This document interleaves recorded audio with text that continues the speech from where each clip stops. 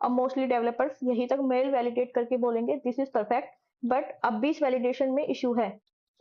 यही real projects का सबसे बड़ी प्रॉब्लम होती है कि स्पेलिंग मिस्टेक वाली डोमेन वाली ईमेल भी सिस्टम में सेव हो जाती है। तो इसके लिए हम क्या कर सकते हैं, जैसे कुछ कंपनी में कंपनी का डोमेन ही अलाउ होता है, तब हम कंपनी की ईमेल को कैसे चेक करेंगे। मोस्टली डेवलपर क्या करते हैं, 10 डिजिट है, नंबर इज वैलिडेट। फिर तो ये दोनों नंबर भी वैलिड होने चाहिए बिकॉज ये 10 डिजिट के हैं। जैसे आधार वैलिडेट करना है तो मोस्टली डेवलपर क्या चेक करेंगे, 12 डिजिट होनी चाहिए। बट क्या ये कभी नंबर आधार के नंबर हो सकते हैं? बिल्कुल नहीं। जैसे हमारे पास ये पैन कार्ड है, अब हम बता सकते हैं ये इनवैलिड है बिकॉज इसमें स्टार्टिंग के 5 तो कैपिटल लेटर है, देन नेक्स्ट 4 नंबर नहीं है। Hello, welcome back guys. अगर आप एक डेवलपर हो या डेवलपर बनने की तैयारी कर रहे हो तो ये वीडियो आपके लिए बहुत इंपॉर्टेंट है। आज हम बात करेंगे एक ऐसे टॉपिक की जो डेवलपर को आना ही चाहिए, चाहे वो फ्रेशर हो या एक्सपीरियंस हो। मैंने खुद अपनी कंपनी के प्रोजेक्ट्स में ये इशू फेस किए हैं। तो आज हम बात करेंगे वैलिडेशन की, जैसे email validation, mobile number validation, PAN card validation, Aadhaar validation. Real company project issue के साथ वैलिडेशन का नाम सुनते ही हमारे माइंड में आता है, अरे वैलिडेशन ही तो है, रेगेक्स यूज करेंगे और हो गया वैलिडेशन, इसमें इतनी बड़ी क्या बात है। पर नहीं, ये एक बहुत इंपॉर्टेंट टॉपिक है बिकॉज 99% डेवलपर यही कॉमन मिस्टेक करते हैं। आज मैं आपको समझाऊंगी कि रेगेक्स से कैसे और क्या इशू आते हैं रियल प्रोजेक्ट्स में एंड प्रॉपर तरीका क्या होता है। सो वीडियो को लास्ट तक देखना, तब आपको अच्छे से समझ में आएगा कि कॉलेज प्रोजेक्ट में तो रेगेक्स काम कर जाता है, लेकिन कंपनी के प्रोडक्शन सर्वर पे क्या इशू आता है। जैसे ईमेल वैलिडेशन में स्टूडेंट क्या करते हैं कि अगर ईमेल में @ है तो मतलब ईमेल सही है। क्या इस रेगेक्स से ये वाली ईमेल आईडी सही है? क्या ये एक वैलिड ईमेल है? नहीं। अब कुछ स्टूडेंट बोलेंगे हम तो @gmail.com से चेक करते हैं, तो क्या इस रेगेक्स से ये @gmail.com सही है? क्या ये एक वैलिड ईमेल है? ये ईमेल वैलिड है? नहीं।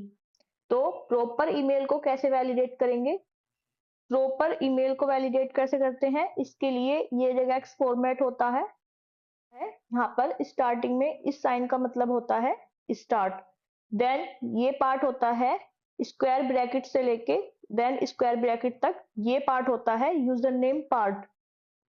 इस यूजर नेम में हमें क्या अलाउड होते हैं, इस यूजर नेम में हमें कैपिटल लेटर्स अलाउड होते हैं, small letter, number, special symbols and plus का मतलब क्या होता है, प्लस का मतलब है कम से कम एक कैरेक्टर होना ही चाहिए। मीन्स यूजर नेम में एक कैरेक्टर होना ही चाहिए।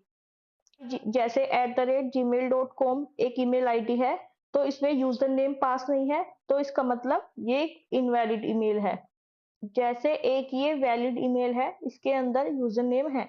इसके बाद आता है रेगेक्स में @सिंबल, देन यूजर नेम के बाद क्या होगा, @सिंबल, देन होता है डोमेन नेम। ये पार्ट के बाद होना चाहिए, जैसे निकिता @gmail।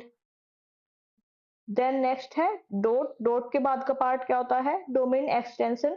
डोमेन एक्सटेंशन के अंदर कुछ वैलिड डोमेन हो सकते हैं, जैसे .com, .in, .org, .net। यहाँ पर टू का मतलब है कम से कम 2 लेटर्स तो होने चाहिए। देन नेक्स्ट पॉइंट है एंड, ईमेल यहीं पर खत्म हो जानी चाहिए। तो रेगेक्स क्या चेक करता है, @प्रेजेंट है, यूजर नेम सही कैरेक्टर्स का है, डोमेन सही फॉर्मेट में है, डॉट के बाद एक्सटेंशन है। अब मोस्टली डेवलपर्स यही तक मेल वैलिडेट करके बोलेंगे दिस इज परफेक्ट, बट अब भी इस वैलिडेशन में इशू है। अगर हम ओनली रेगेक्स यूज करेंगे तो इसमें हमें क्या इशू हो सकते हैं, जैसे हम ये कुछ स्पेलिंग मिस्टेक वाली ईमेल भी उससे सेव कर सकते हैं, बट क्या इससे सही ईमेल बनेगी? नहीं। और यही रियल प्रोजेक्ट्स का सबसे बड़ी प्रॉब्लम होती है कि स्पेलिंग मिस्टेक वाली डोमेन वाली ईमेल भी सिस्टम में सेव हो जाती है। तो इसके लिए हम क्या कर सकते हैं, इसके लिए हम कंडीशन ऐड करेंगे, if email dot ends with @gmail.com और email dot ends with @yahoo.com। अगर ये कंडीशन ट्रू होती है देन रिटर्न होगा ट्रू। तो जो भी डोमेन की मेल तुम्हारे बिजनेस में अलाउ है उनको यहाँ पर कंडीशन में सेट कर देंगे। जैसे कुछ कंपनी में कंपनी का डोमेन ही अलाउ होता है, तब हम कंपनी की ईमेल को कैसे चेक करेंगे, if email ends with @mycompany.in then return होगा क्या, ट्रू। मीन्स वही ईमेल सेव होगी जिनका एक्सटेंशन क्या होगा, @mycompany.in। जैसे कंपनी के इंटरनली एचआर पोर्टल में जीमेल नहीं चलती, सिर्फ कंपनी डोमेन वाली ईमेल ही चलेगी, तो इस केस में हम रेगेक्स के साथ साथ हम यहाँ पर कंडीशन चेक करेंगे, सिर्फ कंपनी डोमेन वाली ईमेल ही हमको डेटाबेस में सेव करनी है।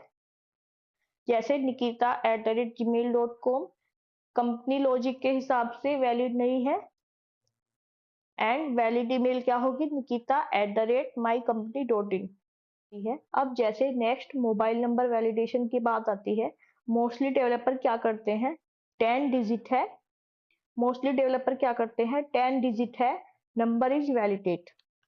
फिर तो ये दोनों नंबर भी वैलिड होने चाहिए बिकॉज ये 10 डिजिट के हैं, बट क्या ये वैलिड फोन नंबर हो सकते हैं, बिल्कुल नहीं। तो इसमें हम सबसे पहले क्या चेक करेंगे कि मोबाइल नंबर कहाँ का है, किस कंट्री का है। लाइक इंडिया में मोबाइल नंबर 6, 7, 8, 9 से स्टार्ट होते हैं, तो मोबाइल नंबर कैसे वैलिडेट करेंगे, इसके लिए हम मोबाइल नंबर को मैच करेंगे कि मोबाइल नंबर 6, 7, 8, 9 से स्टार्ट होता है या नहीं, देन एंड उसकी डिजिट कितनी होगी, 10। अब जैसे आधार वैलिडेट करना है तो मोस्टली डेवलपर क्या चेक करेंगे, 12 डिजिट होनी चाहिए, बट क्या ये कभी नंबर आधार के नंबर हो सकते हैं, बिल्कुल नहीं। तो सबसे पहले नल और एम्प्टी चेक करेंगे, देन ओनली डिजिट्स होनी चाहिए, देन चेक करेंगे कि क्या सारे नंबर सेम तो नहीं है, देन हम चेक करेंगे कि एक ही डिजिट 11 बार रिपीट तो नहीं हो रही। देन आधार वैलिडेट में सबसे इंपॉर्टेंट होता है वेरहोफ एल्गोरिथम, वेरहोफ एल्गोरिथम से वैलिडेट करेंगे। ये एक ऐसे एल्गोरिथम है जो आधार नंबर को वैलिडेट करता है, ये इंटरनली चेकसम वेरिफिकेशन से आधार को वैलिडेट करता है। तो आधार वैलिडेशन मीन्स आधार में 12 डिजिट नंबर होने चाहिए प्लस चेकसम लॉजिक जरूर होना चाहिए। नेक्स्ट है पैन कार्ड वैलिडेशन।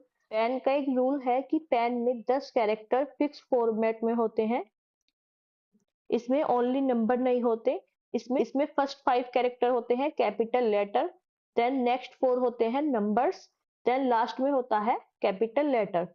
तो पैन कार्ड में 10 कैरेक्टर फिक्स्ड फॉर्मेट में होते हैं, इसमें ओनली नंबर नहीं होते। तो सबसे पहले हम चेक करेंगे नल और लेंथ, मीन्स पैन कार्ड जो गिवन पैन कार्ड है वो नल तो नहीं है, एंड उसकी लेंथ इक्वल टू होनी चाहिए 10 के। देन हम रेगेक्स से स्ट्रक्चर चेक करेंगे, हमारे फर्स्ट 5 कैपिटल लेटर होने चाहिए, देन नेक्स्ट 4 नंबर्स होने चाहिए, देन लास्ट में कैपिटल लेटर। जैसे हमारे पास ये एक पैन कार्ड है, अब हम बता सकते हैं ये इनवैलिड है बिकॉज इसमें स्टार्टिंग के 5 तो कैपिटल लेटर है, देन नेक्स्ट 4 नंबर नहीं है। एक इम्पोर्टेंट पॉइंट है, हम पैन के 4th कैरेक्टर से ये बता सकते हैं कि पैन किस एंटिटी टाइप का है। लाइक अगर P है मीन्स पर्सन, अगर 4th कैरेक्टर C है मीन्स कंपनी। जैसे बिजनेस लॉजिक के अकॉर्डिंग 4th कैरेक्टर इन कुछ कैरेक्टर में से ही होना चाहिए, वरना पैन कार्ड क्या है, इनवैलिड। तो हम ये भी वैलिडेट कर सकते हैं कि पैन कार्ड का 4th कैरेक्टर इन कुछ गिवन जो वैलिड टाइप्स होते हैं, जैसे P हो सकता है, C हो सकता है, H हो सकता है, F हो सकता है, A हो सकता है, ये कुछ वैलिड टाइप्स है, मीन्स पैन कार्ड का 4th कैरेक्टर इनमें से ही कुछ हो सकता है। तो इसका मतलब पैन कार्ड वैलिड है, वरना पैन कार्ड वैलिड नहीं है। तो अगर ये कंडीशन ट्रू होती है तो पैन वैलिड है, अदरवाइज नहीं। तो अगर आपको ये वीडियो पसंद आई हो तो लाइक जरूर करें, बिकॉज ऐसे कॉन्सेप्ट इंटरव्यू और प्रोजेक्ट्स दोनों की जगह बहुत काम आते हैं। तो मिलते हैं नेक्स्ट वीडियो में, तब तक के लिए थैंक यू।